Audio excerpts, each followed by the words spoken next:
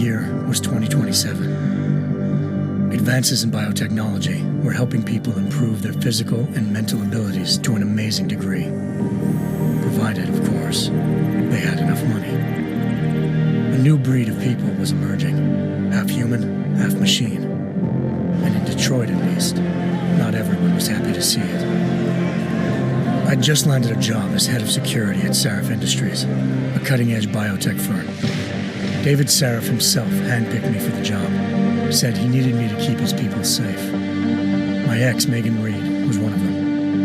A brilliant neuroscientist, Megan had found a way to make augmentation safe and affordable for everyone. All she had to do was present her research to Congress. But the night before her big meeting, my security measures failed. A team of Black Op mercenaries stormed into Sarif headquarters, massacring everyone in sight. 3 of the mercs were heavily augmented walking tanks. Their mission? Take out Megan and her team. I tried to stop them, but their leader tossed me through a plate glass wall. Last thing I heard as his bullets slammed into my brain was Megan's dying scream. I should have died with her. Only I didn't.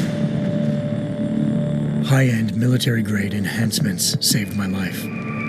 The best augmentation Sarif's money could buy. It took me half a year to get a feel for her. Should have taken longer. But 6 months into my recovery, Sarif Industries was attacked again. This time, by a radical group of pro-human purists. Violent, militant, and fanatically opposed to human augmentation. They claimed to be members of Humanity Front, a non-profit organization that wanted the UN to limit biotechnology research. The thugs broke into Sarif's factory and found machinists working overtime on a top-secret military augment called the Typhoon. Sarif sent me to retrieve it, and when I did, I found one of the so-called purists next to it, wired with cerebral implants, trying to download its classified specs. Obviously, something more was going on. The Aug killed himself before I could question him.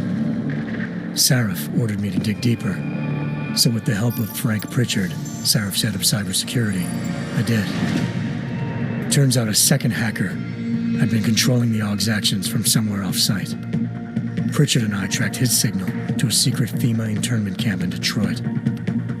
The Black Op mercenaries were there. The same mercs who'd left me for dead 6 months before. Figured they'd try again when they saw me. Wasn't so easy for them this time. I took out the tank named Barrett, even got him to give me a new lead. A penthouse apartment in China. Of course, we both knew it would be a trap in the end.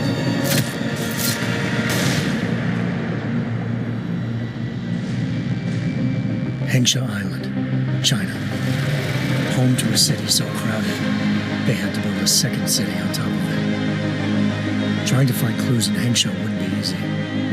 Lucky for me, I wasn't alone.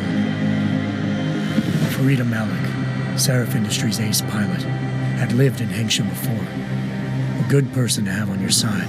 She knew enough about the place to get me around. Malik dropped me in the lower city, close to the penthouse Barrett had told me about. Bell Tower Associates, a private security firm under contract to the Chinese government, had agents tossing the suite when I arrived. Just not for the reason I'd been expecting. Turns out the man who lived there was a criminal hacker named Van Bruggen. The same hacker who'd been remotely controlling the Aug in Sarif's factory. Van Bruggen's panicked decision to force the man to commit suicide had been a mistake. Now his mercenary partners were gunning for him, and I needed to find him before they did. Locating Van Bruggen meant playing nice with the Triads, Hengsha's organized crime lords. They had the hacker holed up inside a low-rent capsule hotel. By the time I found him, Van Bruggen had no qualms giving up the woman who hired him. Zhao Yunru, president of the Taiyang Medical Corporation. According to Van Bruggen, Zhao wanted to monopolize the augmentation industry and had hired Black Op mercenaries to destabilize her competition. Sarif Industries was at the top of her list. To prove this, I needed to get inside TYM and grab a surveillance hologram off a server. I suspected Van Bruggen was hiding something when he told me this, but nothing could have prepared me for what I saw. Megan wasn't dead. She and her 4 best researchers had been kidnapped, spirited away somewhere while their kidnappers made it look like they were dead. Desperate to learn more, I confronted Zhao in her penthouse. She claimed to be a pawn in a bigger plan, and hinted at a group so powerful it controlled global interests at a whim. Then she slipped into a panic room and hit the alarm, forcing me to make a very quick exit. I figured Zhao was lying, but part of her confession made sense. David Sarif had been worried about his people. So worried, he'd required all of them to have subdermal locator devices surgically implanted. The GPOs would have been broadcasting the day of the attack. But Zhao said a single call to Picus, the world's leader in global 24-hour satellite news, had turned those signals off. I needed to fly to Picus headquarters in Montreal if I wanted to learn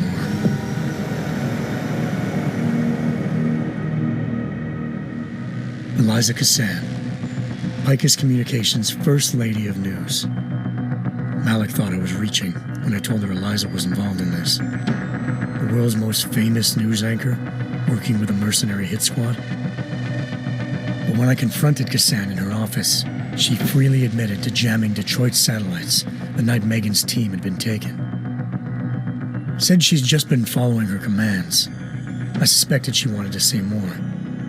But Black Op mercenaries showed up looking to shut us both down. And just like that, the Eliza I'd been talking to disappeared. The Mercs were led by an augmented killer I'd crossed paths with twice before, Fedorova, a woman who'd made silence her best friend. She waited for me to track Eliza's transmission to a secret server room underneath the Picus complex, then jumped me from behind. A deadly fight ensued. I made sure she never moved silently again. With Fedorova down, and no one left to keep Eliza quiet, she reappeared. Turns out Picus's First Lady of News wasn't a lady at all. She was a sophisticated AI program, engineered to monitor data streams and control what people believed. Eliza told me the Mercs had brought in a Humanity Front doctor named Isaiah Sandoval to remove the scientist's implanted tracking devices while Detroit's satellites were down. She also told me to speak to David Sarif if I wanted to learn more. By the time Malik and I got back to Detroit, tensions between normal and augmented citizens had reached a flashpoint. Riots were breaking out in several cities, and the UN was being urged to intervene. Sarif was trying hard to convince Hugh Darrow, the inventor turned philanthropist who'd once been a leading proponent of enhancement technologies, to help stop a possible regulatory vote. Sarif had a lot riding on Darrow.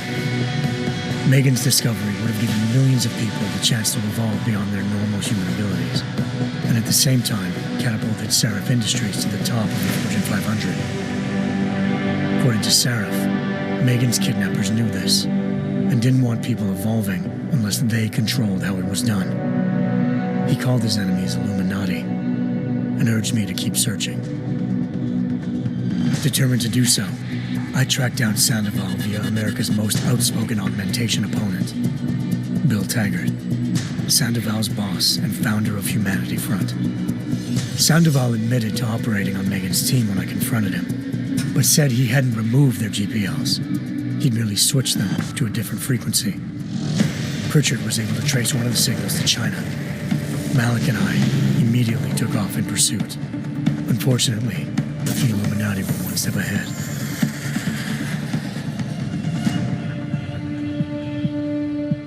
Ambushed. Shot out of the sky by Bell Tower Associates, seconds after entering Hengsha's airspace. Malik's piloting skills saved me. After a tense and bitter struggle, I escaped into Lower Hengsha. The tracking signal I was following led straight to the Triads, or more specifically, to the augmented arm of Tong Si-hung, leader of a gang of augmentation harvesters. Tong said they'd taken the arm off a corpse, which Bell Tower had left at their door, meaning at least one of Sarif's scientists was dead. Maybe not the rest of them, though. Tong pointed me to a port used for human trafficking and helped me slip aboard a bell tower ship. It was sailing to Rifleman Bank Station, a military base in the South China Sea. Bell Tower was holding kidnapped civilians as prisoners there, and using them to perfect the Chiron Project, a human-computer interface that left most of its test subjects dead. My search for Megan would have ended then, if not for a mysterious ally named Quinn. In exchange for my help exposing Bell Tower, he slipped me aboard a second ship headed to Singapore and an Illuminati-run biotech facility called Omega Ranch.